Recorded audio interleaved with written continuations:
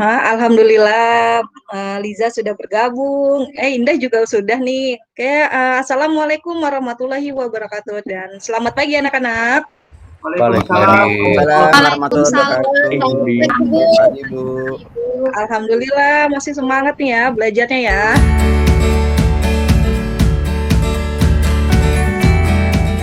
Sebelum kita mulai, mungkin kita pimpin doa dulu, dipimpin oleh ketua kelas. Nah, silakan ketua kelasnya.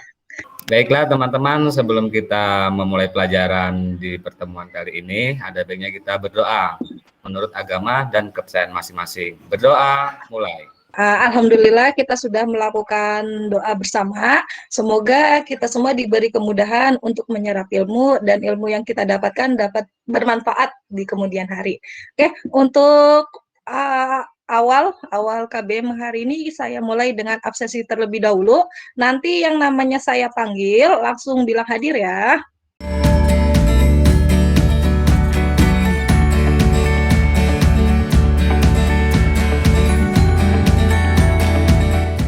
Oke, alhamdulillah hari ini nihil ya, semuanya hadir di Google Meet semua. Nah, semoga kedepannya kita nggak ada kendala jaringan ya, Nah ya, jadi bisa ngikuti KBM seutuhnya. Nah, ini bahasan kita analisis penerapan hukum Newton. Nah, di sini saya tampilkan sebuah perahu nelayan. Nah, jadi di perahu nelayan ini ada beberapa perlengkapan nelayan, diantaranya ada jangkar, ada pelampung, terus ada pengait. Nah, ini kenapa sih saya ambil contoh yang ini? Karena secara umum untuk bahasan analisis penerapan Newton itu menentukan nilai percepatan. Nah, nilai percepatan gerak benda gimana kalau bidang datar dan bidang miring. Nah, kalau bidang datar itu ilustrasinya tadi yang jangkar, terus kalau bidang miring yang pengait yang di belakang, seperti itu.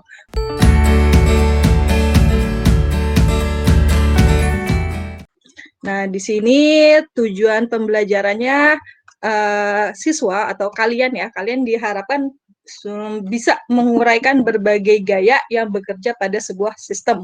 Nah, untuk bidang datar dan bidang miring. Nah, karena hari ini kita cuma 1 jam pelajaran, mungkin akan saya batasi untuk bidang datar saja ya, ya. Jadi bidang miringnya kita lanjutkan di pertemuan minggu depan. Nah, terus metode belajar apa nih yang saya terapkan nih? Nah, saya menerapkan metode PBL. Nah, PBL itu singkatan dari Problem Based Learning. Nah, cuma sebelum masuk ke sana saya ingin review materi prasyarat. Nah, materi prasyarat saya coba ya. Nah, ini saya tekan.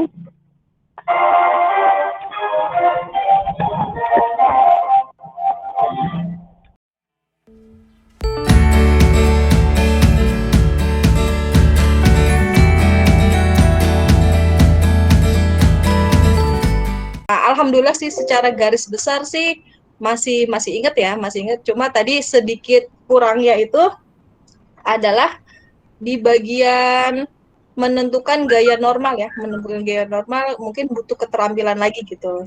Nah, untuk menentukan arah gayanya. Oke, kita lanjut. Nah, terus selanjutnya, saya akan melakukan orientasi ya. Jadi apa sih yang mau kita bahas hari ini? Nah, oke, saya di sini punya video, silakan ditonton terlebih dahulu.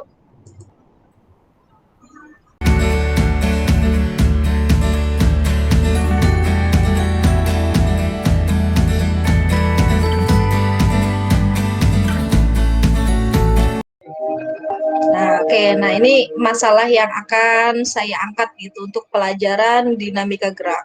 Nah, mengapa saat lift bergerak ke atas badan kita mengalami pertambahan gitu, dan saat bergerak ke bawah badan kita mengalami pengurangan pengurangan massa. Nah, untuk selanjutnya, yaitu untuk organisasi ya. Nah, sebelum masuk organisasi, jadi sekarang saya buat kelompok terlebih dahulu. Nih sudah saya buat ya. Ini kelompok ya. Silakan diingat-ingat. Kelompok 1 ada Ari, ada Buyung, Dibia, Epta, dan Harmini. Kelompok 2 Husna, Indah, Lius, Liza, Miss, dan Tarto. Seperti itu. Nah, silakan dicatat, jangan sampai salah teman nih. Nanti diskusinya sama teman yang lain. Nah, oke, kita balik. Nah, sebelum saya menyampaikan teknis pengerjaan, silakan dibuka dulu GCR-nya ya, Nak.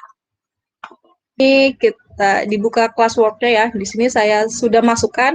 Di sini ada kolom materi ajar. Ini materi ajar, silakan kalian baca untuk sebagai referensi kalian gitu. Referensi untuk pelajaran hari ini. 7 cukup satu aja. Terus untuk fase 4 sama 5 ini diisinya setelah kita melakukan evaluasi atau melakukan presentasi. Oke, kurang lebih seperti itu ya, Nah ya.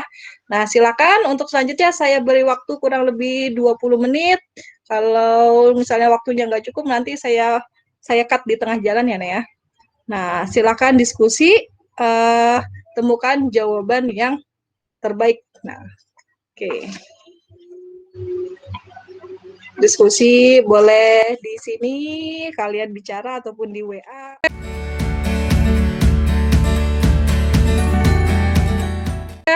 Oke, sudah ya, Nah ya. Waktu untuk diskusinya saya cukupkan. Sekarang saya coba lihat nih. Saya coba lihat siapa siswa yang sudah mengumpulkan. Nah, di sini yang sudah dari 11 siswa yang sudah mengumpulkan itu ada 5 orang. Nah, sudah ada 5 orang, nggak apa-apa, lainnya saya tunggu ya, Nah ya. Lainnya saya tunggu sambil presentasi, yang lainnya sambil tunggu absensi.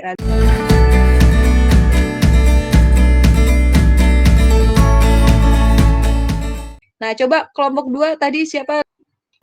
Menurut kelompok 2 itu adalah mengapa saat berada di dalam lift yang bergerak ke atas badan kita terasa lebih berat karena adanya gaya desak yang mengalami pertambahan, Bu, sehingga badan terasa lebih berat. Seperti itu. Oke, jadi menurut Liza, gaya desaknya itu mengalami pertambahan ketika dia geraknya ke atas, sehingga terasanya lebih berat. Terus coba, kalau kelompoknya 1, nih jawabannya Ari, coba dijelaskan nih, ada rumus-rumusnya nih, maksudnya gimana nih? Jadi kalau kelompok kami yang diskusinya itu menggunakan rumus, Bu. Jadi mengapa saat berada di dalam lift yang bergerak ke atas badan kita terasa lebih berat, itu kami menggunakan konsep rumus hukum Newton yang kedua, Bu. Sigma F sama dengan M dikali A, massa dikali dengan kecepatan. Pada saat kita berada di dalam lift, itu ada 2 gaya yang bekerja, yaitu gaya normal ke atas, kemudian gaya normal ini bergerak ke atas, benar. Normalnya ke atas, berat kita ke bawah, sehingga rumusnya normal dikurang berat sama dengan massa dikali kecepatan D. Sehingga normalnya setara dengan berat ditambah dengan massa kali kecepatan D. Jadi besar gaya kaki, tertekan kaki itu nilainya gaya berat orang ditambah dengan gerak lift. Sehingga kaki terasa lebih berat. Demikian, Bu. Ya, oke, siap. Oke, ini mungkin tadi maksudnya Ari, kenapa N-nya positif, W-nya negatif? Karena tadi ya dari ilustrasinya ya, ilustrasi yang dibuat kan seperti ini. Oh, kalau gerak ke atas, ternyata nilai N-nya itu adalah positif, karena nilainya karena searah dengan gerak lift itu sendiri. Sedangkan W-nya itu nilai negatif karena berlawanan dengan arah gerak. Oke, itu mungkin maksudnya Ari seperti itu. Ya, selanjutnya.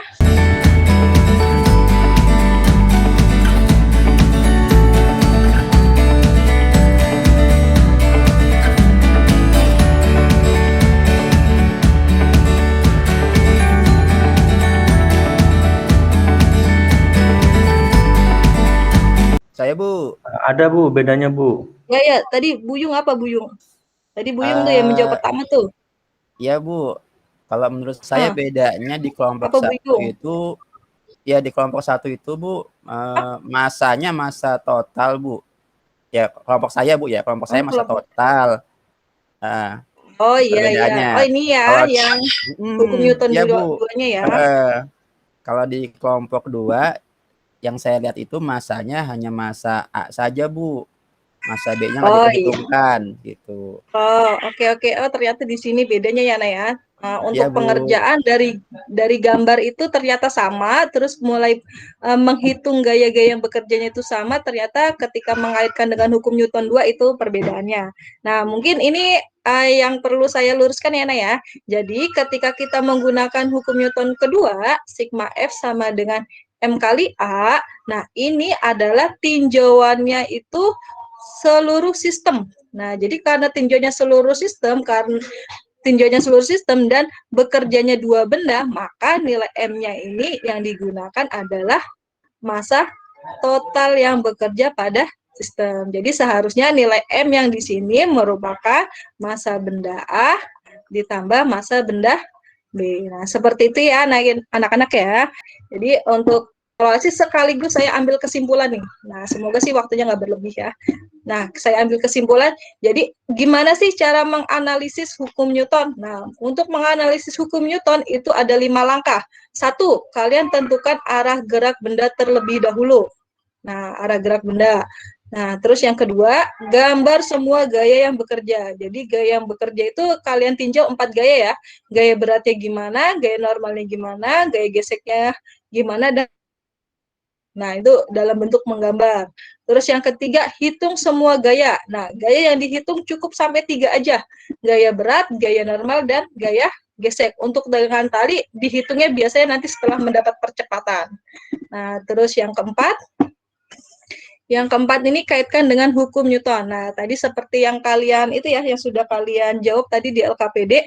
Nah, jadi untuk menentukan resultan gaya itu, tidak semua gaya yang bekerja itu jadi yang diperhitungkan hanyalah gaya-gaya yang searah dengan gerak benda. Dan terakhir baru menentukan nilai percepatan. Nah, sekarang kita coba nih. Ini kan tadi persoalannya seperti ini ya. Nah, kita jawab sesuai dengan langkah yang sudah saya sampaikan. Nah, langkah pertama, tadi kalian harus menentukan arah gerak.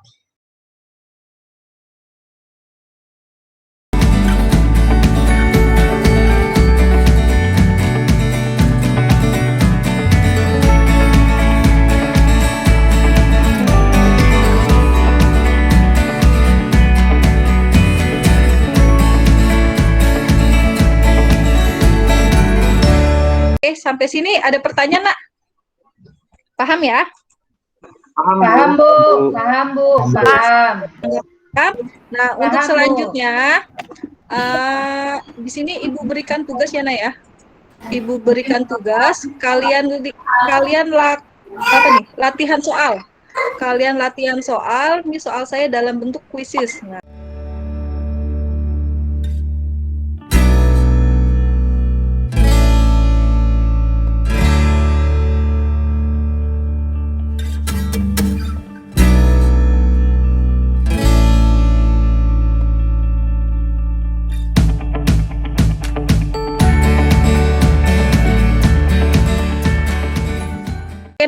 untuk pelajaran hari ini saya cukupkan ya untuk sampai sini. Nah, silakan kepada ketua kelas ditutup dengan doa. Baik, Ibu. Baiklah teman-teman, untuk mengakhiri pelajaran kita, mari bersama-sama kita berdoa. Berdoa dimulai. Berdoa selesai. Ya, oke, terima kasih ketua kelas dan saya ucapkan terima kasih kepada kalian semua ya, Nak ya. Dari saya lebih kurangnya mohon maaf. Wassalamualaikum warahmatullahi wabarakatuh. Terima kasih, Sekuli Pampat. Terima kasih, Bu.